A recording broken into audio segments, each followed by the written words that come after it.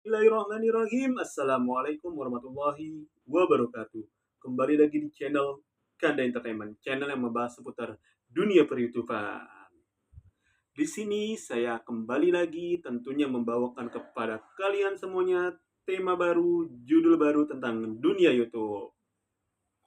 Sebelum kita lanjut ke pembahasan selanjutnya, yuk untuk kawan-kawan semuanya yang belum subscribe terlebih dahulu. Karena subscribe itu gratis teman-teman, tidak dipungut biaya spesial pun. Di sini saya akan membawakan judul dan tema yang tidak kalah menariknya dengan tema-tema sebelumnya.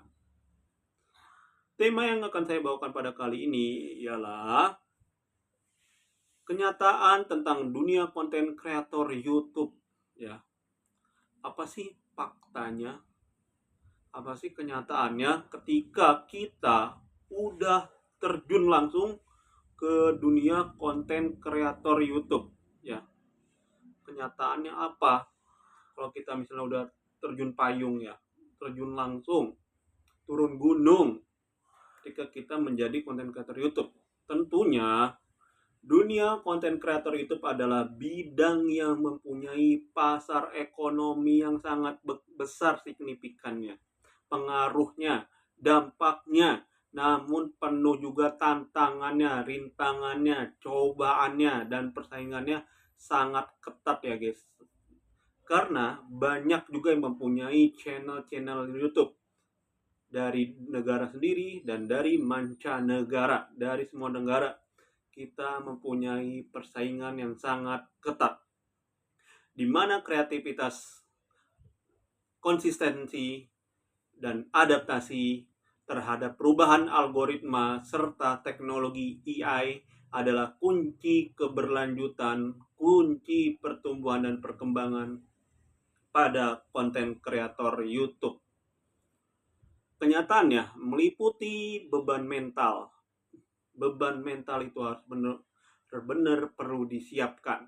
Pentingnya personal branding yang kuat dan kebutuhan untuk terus belajar serta berinovasi serta berintegrasi agar relevan di tengah dinamika digital yang sangat-sangat ketat persaingannya.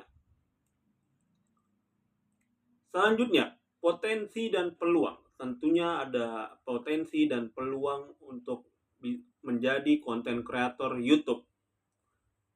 Yang pertama itu ada karir jangka panjang. Kita harus berpikir secara visioner, berpikir ke depan.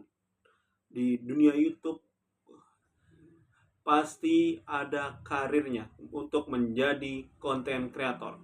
Jadi tidak hanya sia-sia. Bisa menghasilkan duit dari YouTube itu, wah, suatu hal yang sangat spektakuler. Profesi ini menawarkan potensi karir yang tidak kalah dari profesi konvensional karena perannya sebagai aset dalam pemasaran, edukasi, hiburan di era digital sekarang, di zaman sekarang. Yang kedua, dampak ekonomi tentunya sangat berpengaruh. Konten kreator adalah tulang punggung ekonomi digital Indonesia dan di seluruh mancanegara dan mampu memberikan penghasilan yang signifikan bagi mereka yang mampu membangun strategi yang kuat. Yang ketiga, peluang inovasi.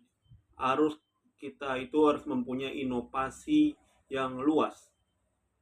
Munculnya teknologi seperti AI membuka peluang untuk berkolaborasi, ya, membuka peluang untuk bekerja sama, MOU, di mana kreator dapat menggunakan AI untuk membantu riset dan produksi konten, ya, untuk membuat konten dari AI sebagai fokus pada aspek kreativitas dan interaksi manusia. Tantangan dan realitanya juga tentunya pasti ada. Yang pertama, beban psikologis. Banyak kreator mengalami kelelahan mental karena tuntunan untuk selalu menciptakan konten-konten yang baru, yang sangat menarik, yang bagus untuk memikat daya tarik penonton, selalu senantiasa berada menonton channel YouTube Anda. tekanan untuk tampil menarik menghadapi komentar negatif tentunya, dan kecemasan terhadap performa algoritma YouTube. Yang kedua, perubahan dinamika. Algoritma YouTube, algoritma platform terus berubah seiring perkembangannya zaman, seiring perkembangannya waktu, seiring berubahnya waktu hari demi hari, bulan demi bulan, tahun demi tahun. Tren cepat bergeser, ya, dan AI makin berperan, makin terfokus, paling utama, sehingga kreator harus terus belajar, harus terus bertumbuh dan berkembang dan beradaptasi agar tidak tertinggal oleh perkembangan zaman. Ya, yang ketiga, itu tentunya ada persaingan dan sensasionalisme. Ya, apa sih itu? Nah, di dunia konten kreator, di dunia apapun itu, di dunia bisnis, di dunia ekonomi, pasti ada namanya persaingan.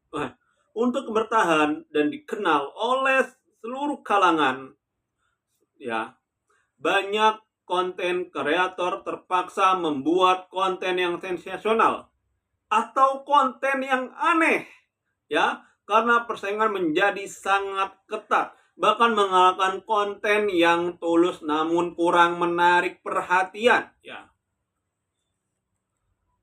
Yang terakhir, kesulitan untuk namanya konsistensi, memproduksi konten secara konsisten, secara rutin, ya, secara berkala, merupakan rintangan besar bagi konten kreator di YouTube, terutama saat menghadapi kekurangannya ide, gagasan, ya, kelelahan atau tekanan kerja lainnya, dan kesibukan mungkin bisa jadi. Selanjutnya, pasti ada kunci keberhasilan. Kunci keberhasilan itu juga terdiri dari berbagai faktor. Skill dan value, yaitu bertahan bukan hanya soal jumlah pengikut, kuantitinya, tapi kualitasnya, kemampuannya, aspeknya, menguasai skill teknis, skill dasar, ya, memberikan nilai yang unik dan memiliki strategi bisnis yang solid, yang kuat. Yang kedua, personal branding. Membangun personal branding yang kuat, yang kokoh, yang tahan lama dan konsisten sesuai dengan identitas diri juga sangat penting, ya, untuk membangun koneksi jejaringan dengan audiens, ya, dengan seluruh audiens, ya. Ketiga, storytelling. Ya, storytelling menjadikan storyteller yang baik dan mampu untuk menyampaikan topik, menyampaikan cerita, pendapat, edukasi dengan cara yang terhubung dengan penonton adalah kunci agar konten memberikan manfaat, hiburan, informasi, edukasi, wawasan, dan lain sebagainya, dan membuat penonton itu merasa terhubung, merasa betah di channel, ya, di channel yang dia sangat amat minati untuk terus menonton. Ya, 4, teruslah berkolaborasi dengan AI, dengan perkembangan zaman. Sekarang lagi maraknya konten-konten AI, ya. Menggunakan AI untuk membantu dan dalam proses editing, riset materi, ya, dan membagikan ide serta gagasan dapat meningkatkan efisiensi dan kualitas konten itu terus berkembang dan bertumbuh pesat. Ya. Yang terakhir, belajar untuk berkelanjutan, belajar untuk menjadi sukses. Konten kreator YouTube harus selalu berada dalam posisi sebagai pembelajar seumur hidup. Jangan lelah, jangan mudah menyerah, dan jangan mudah berputus asa. Berani bertanya, ya, berani bertanya kepada siapapun itu, kepada konten kreator yang sudah besar dan pemula, pokoknya berani nanya ke siapapun itu. Belajar dari orang lain, termasuk yang lebih muda. Itu bisa.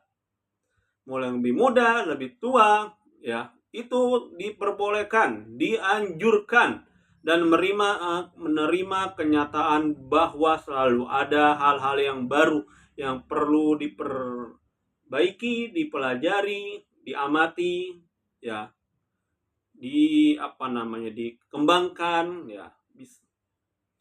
Ini yang bisa saya sampaikan pada pertemuan kali ini, pada konten kali ini. Semoga video yang saya buat kali ini bisa menjadikan bahan edukasi buat kalian ke depannya.